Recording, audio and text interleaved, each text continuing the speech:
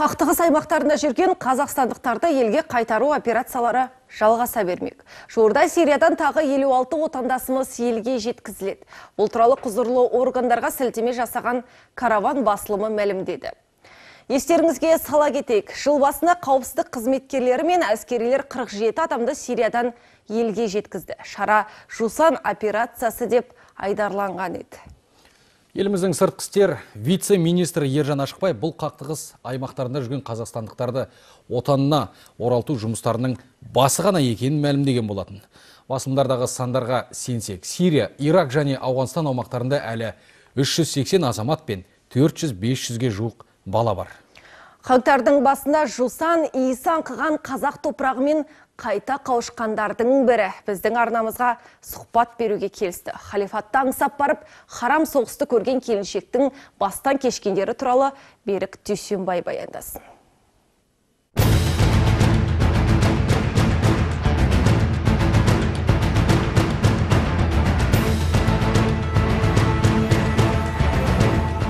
Дұрыс білім ала білу керек.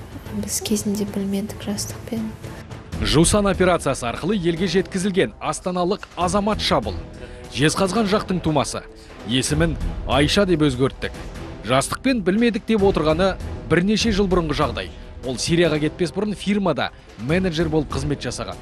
Әуелі мешітке келіп, Ханафи мазхабымен намаз үйреніпті. Тек Күйеуімді жолықтырғаннан кейін уже сол үйретті басқа сабақтар.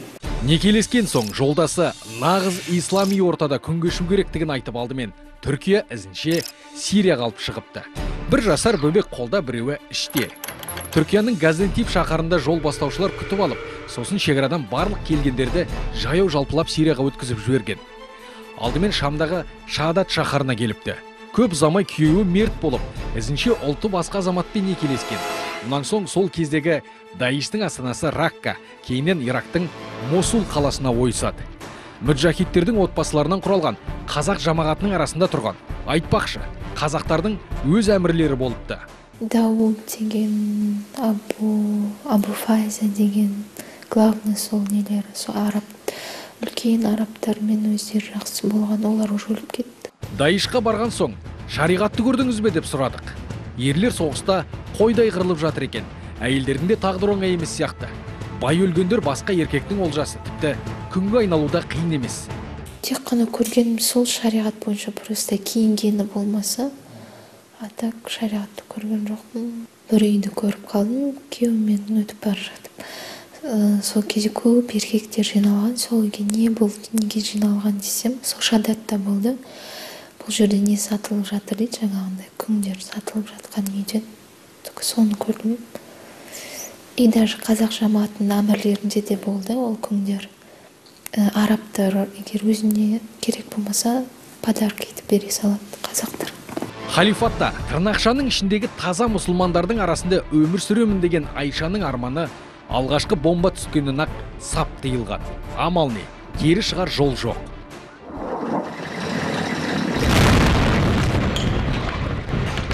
Мен неге келдім түсінбеймін.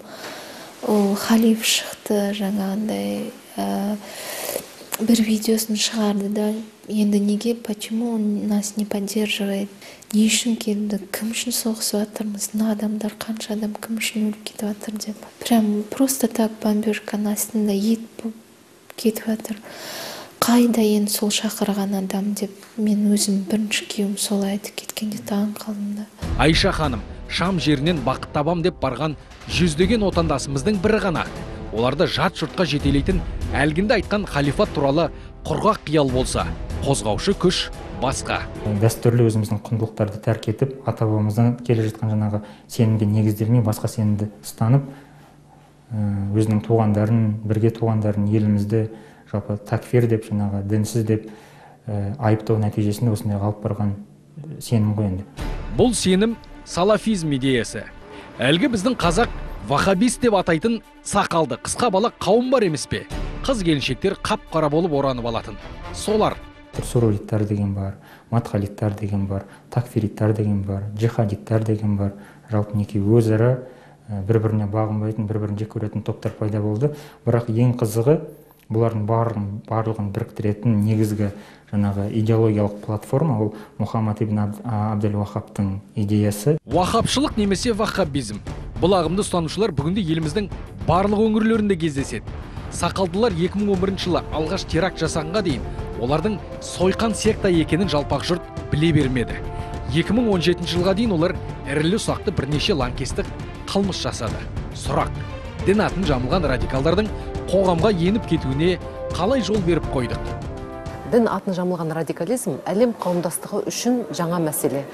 Біздің ғана емес, Қазақстан қоғамының ғана емес, жалпы әлемдік қауымдастықтың бұл мәселені еңсеруге қажетті дайындығы болған жоқ. Кез келген қоғамда өзіне тән күйретуші идеялар болады. Ол белгілі бір форманы өзіне алып жарыққа шығады. Бір кездері ол соғыс идеясын жамылып, бір кездері нацизм, бір кездері фашизм, бір кездері геноцид идеясымен шыққан болса, дәл қазір кезеңнің мәселесі осы дін атын жамылған радикализм мәселесі болып отыр. Діни басқарманың өзі жаңадан құрылып жатты.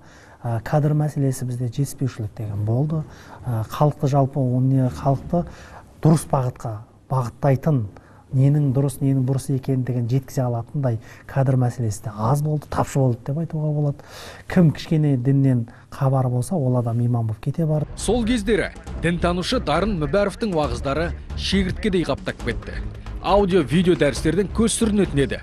Біздің кейіпкеріміз Айша ханым да соның лекцияларына сусындаған екен. Дарым, Ділмұрат. Пока мен жалғыз болдым ғой, ешкім достарым болған жоқ діни жағынан. Сол өзім кім ұнайды, қалай хадистерді тыңдап, уағыздарды тыңдап жүрдім. Жат ағымға бой ұсынған әйелдермен 10 жылдан бері жұмыс істеп келе жатқан маман әлгі қара жамылған сестралардың психологиялық және әлеуметтік портретін былай деп сипаттайды. Басым көпшілігінің білім деңгейі өте төмен екен.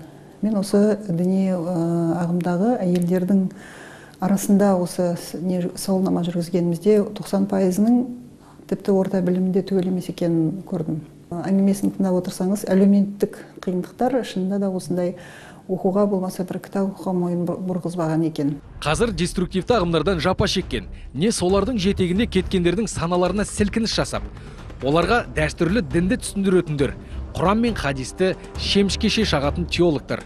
Айтуларынша бұл ұзақ уақыт алатын процесс десе де. Әртүрлі деңгейдегі азаматтар бар бұл жерде. Сұхбатты тыңдайтындары бар, тыңдамайтындары бар, ашушаңдары бар. Жалпы бірақ ақиқат әрқашанда жеңеді ғой енді. Түбінде енді иланып жатқандар бар, түбінде иланып жатқандар бар. Айтпақшы, былтырлары президент аса ауыр лаңкестік қылмыс жасап, шетелге соғысқа кеткендерді азаматтығынан айыру керек дегенде айтқаны бар еді. Бүгінге дейін билік ешкімді азаматтығынан айырған жоқ. Сарапшы Айнұр Әбдірәсіл қызының айтуынша бізде ана баласын қандай болмасын перзенті деп таныса, мемлекет те азаматтарын азамат ретінде таниды дейді.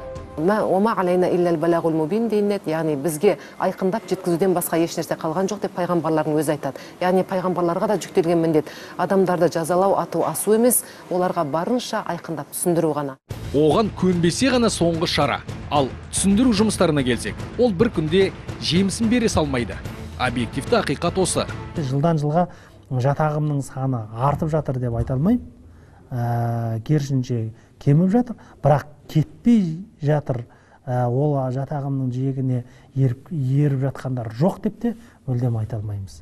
Өйткені оның жат ағымға кеткендердің айналасында жүргендердің барлығы дінді түсініп кетті, барлығы кереметте біздің ата-бабамыздың жолын түсініп кетті, кереметте олардың барлығына насихатымыз жетті деп әлі айтуға ерте. Берік Дүйсенбай, Өміргүл Жендетхан, Қобланды Өтегенов, Жандос Айғожин, басты бағдарлама.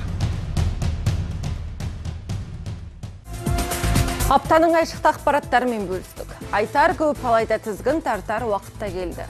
Біз сіздермен келесі сенбінің кешінде басты бағдарламаның эфирінде жүздескенше дейміз. Сау саламатта болып тұрыңыздар.